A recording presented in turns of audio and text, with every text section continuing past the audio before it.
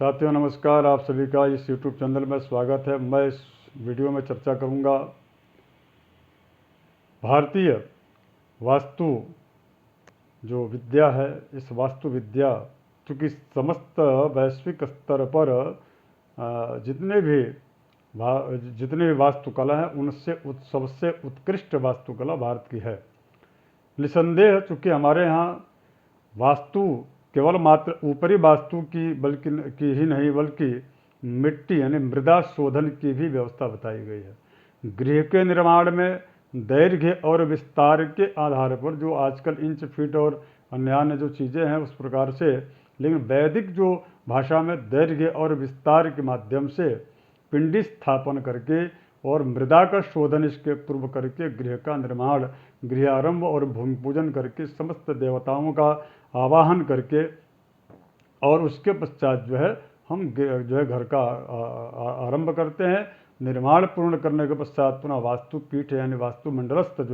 जितने भी देवता हैं उन देवताओं का पूजन भी करते हैं। मैं आपको बहुत अच्छा एक विषय बताना चाहूँगा। वास्तुमंडल जो चावल के जो अलग अलग कलर के जो बनाए जाते हैं, आपने देखा होगा, तो उस वास्तुमंडल में जितने देवता हैं, सिखी आदि जितने भी देवता हैं, उन देवताओं के अलग अलग कलर हैं, स्वरूप हैं और उनके गुण और तत्व हैं। उनके आधार पर ऐसे तात्वीय जो हमारे आपके जीवन का जो क्रियाकलाप है, उन क्रियाकलापों के आधार पर कक्ष का अर्थात रूम के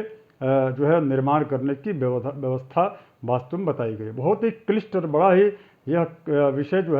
व्यापक विषय है मित्रों। यदि इसको भारतीय वास्तुकला के आधार पर यदि गृह का निर्माण होता है तो मैं आपको बता रहा हूँ निश्चित रूप से उस घर में किसी भी प्रकार की अनैच्छिक जो हम नहीं चाहते हैं इस प्रकार की कोई भी कार्य नहीं होता है, बल्कि मनोवांछित सफलता, सिद्धि, सुख, समृद्धि, संतति और सौहार्द का वातावरण उस घर में बना रहता है। चाहे पारिवारिक सौहार्द हो या पति पत्नी के बीच का सौहार्द हो, पिता पुत्र के बीच का सौहार्द हो, या सामाजिक यश और कीर्ति की प्रतिष्ठा का विषय हो, समस्त कार्यों में वह वास्तु द्वारा निर्मित, वैदिक वास्तु द्वारा निर्मित जो गृह है उस गृह में रहने वाले गृह स्वामी के लिए यश, कीर्ति और सुख समृद्धि दायक वह घर होता है। तो आज हम चर्चा करेंगे इस एपिसोड में, चूँकि मैं लगातार कुछ विषयों को लेकर के आने वाला हूँ। कई लोगों के प्रश्न थे कि सर्वप्रथम की जो माता पिता हैं या मरे हुए व्यक्ति के फोटो को कहाँ रखना चाहिए, किस भित्ति अर्थात किस दीवार, किस वाल पर लगाना चाहिए, किस दिशा में लगाना चाहिए। ये जो विषय चूँकि वास्तविक में हमारी और आपकी संस्कृति ऐसी है मित्रों कि माता पिता के मरने के पश्चात भी हम उससे दूर नहीं हो सकते, हम उनके सदैव निकट अपने आप को पाते हैं। यही तो हमारी भारतीय संस्कृति है। और कई देशों में तो ऐसी स्थिति है कि वहाँ पर माता और पिता फिक्स नहीं होते, माता पिता उनके बदलते रहते हैं। उस बच्चे को आधिकारिक रूप से अपने माँ के बारे में तो पता होता भी है, किंतु पिता के बारे में पता नहीं होता। ऐसी स्थितियाँ हैं। वहाँ की संस्कृति इस प्रकार की है, किंतु हमारे भारत की संस्कृति ऐसी नहीं है। हजारों हजार पीढ़ियों से चली आ रही हमारी जो गोत्रावली, वंशावली, वह हमको अपने पूर्वजों से, अपने माता पिता, अपने पितृजनों से जोड़ने का कार्य करती है। ये हमारा विषय है। ये यदि हम विश्व में भी चले जाएं, आज अमेरिका, कनाडा, अनेक देशों से हमारे पास फ़ोन आते हैं जो सनातन धर्मावलंबी हैं और उनके द्वारा धर्मशास्त्रों के आधार पर बताए गए नियमों का वे पालन करते हैं और उनको विधिवत उनके गोत्र के बारे में पता होता है और वही गोत्र उनको भारत से सदैव जोड़े रखता है। यही हमारी संस्कृति है और यही हमारी आर्ष जो हमारे ग्रंथ हैं, जो हमारे वैदिक जो ग्रंथ हैं, यह ग्रंथ, उन ग्रंथों की यही मान्यता है। इसलिए माता पिता का फोटो चूँकि उनके देहावसान होने के पश्चात किस दिशा में रखें, मैं इस विषय पर चर्चा करूंगा। कुछ लोगों के प्रश्न थे कि क्या पूजा रूम में मृत माता पिता के फोटो को नहीं रख सकते? तो साथियों, मैं आपसे आग्रह करूंगा, चूंकि पूजा जो कक्ष होता है वह उत्तर और पूर्व के कोण में होता है, अर्थात ईशानतः, ईशान कोण में होता है। और ईशान कोण में उत्तर और पूर्व का जो कोण है, उत्तर और जो पूर्व दिशा है, वह दिशा केवल मात्र जो है देवताओं का है, अर्थात दिव्य आत्माओं का, अर्थात दिव्यता जिससे हमको प्राप्त होती है, अर्थात जिससे हमको सकारात्मकता प्राप्त होती है, जिससे हमारी दिनचर्या सुव्यवस्थित और सुनिश्चित तौर से बहुत ही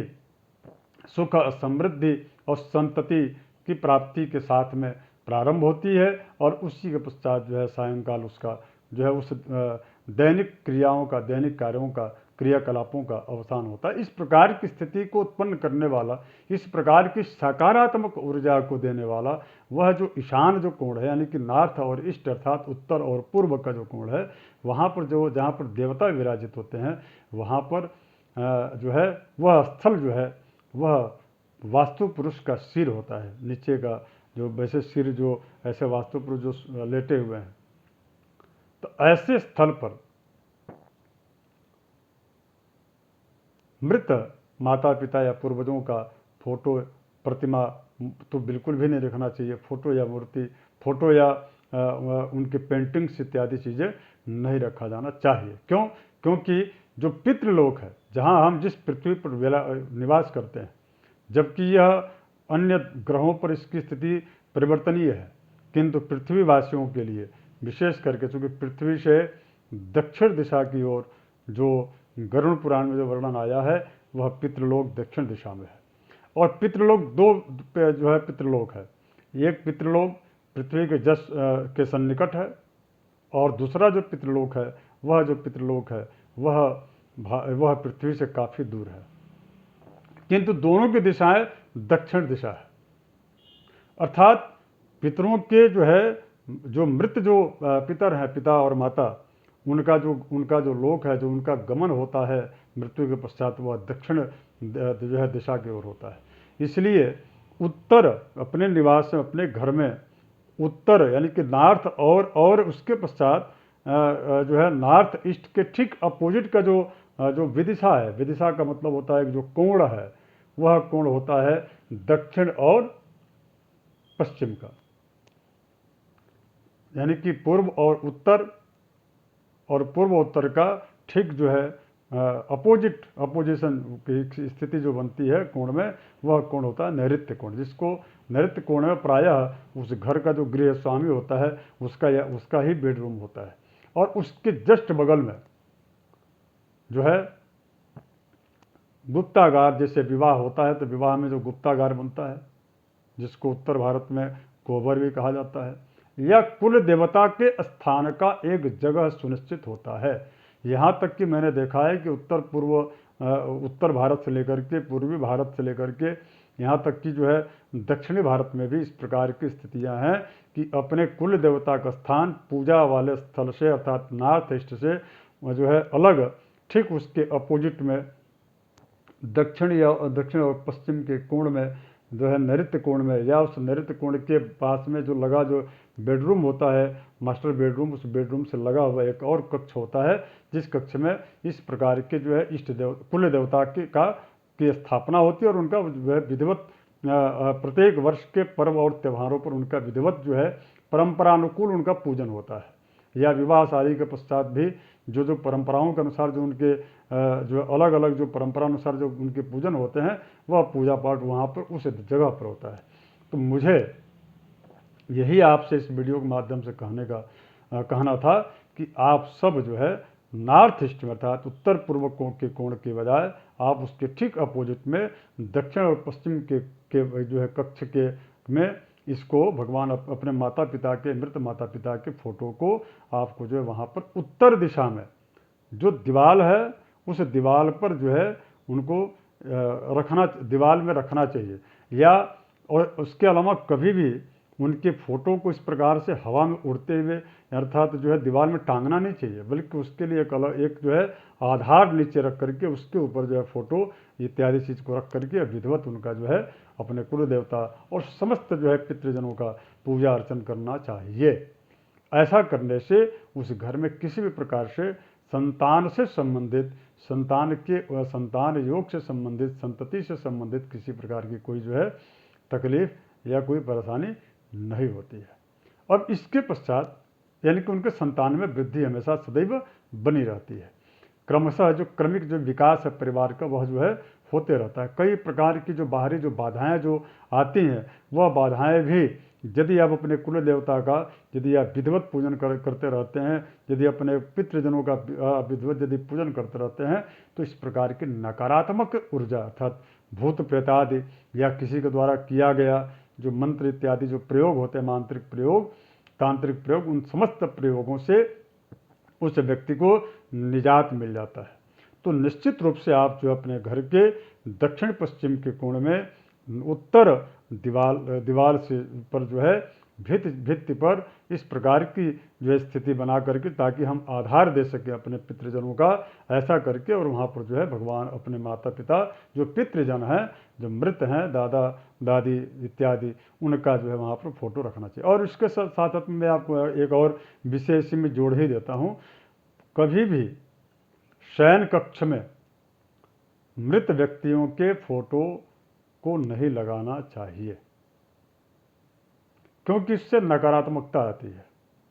उससे वह व्यक्ति आलस्य करता है, कार्य करने में उसकी प्रवृत्ति जो है कम हो जाती है, उसकी कार्य करने की जो गति है उसमें अवरोध आता है। इसलिए क्योंकि हम आप सभी जो है भावुकतापूर्ण अपने माता पिता के नहीं रहने का जो कष्ट है या उसकी जो भावनात्मक जो जुड़ाव है उसकी वजह से हम अपने लक्ष्य और अपने उद्देश्य से भटक जाते हैं या भटकने की स्थिति बन जाती है, और वह धीरे धीरे एक ऐसा औरा बनता है जिसके वजह से वह व्यक्ति डिप्रेशन और नकारात्मकता की ओर जाता है, क्योंकि मनुष्य स्वभाव ही ऐसा है। तो इसलिए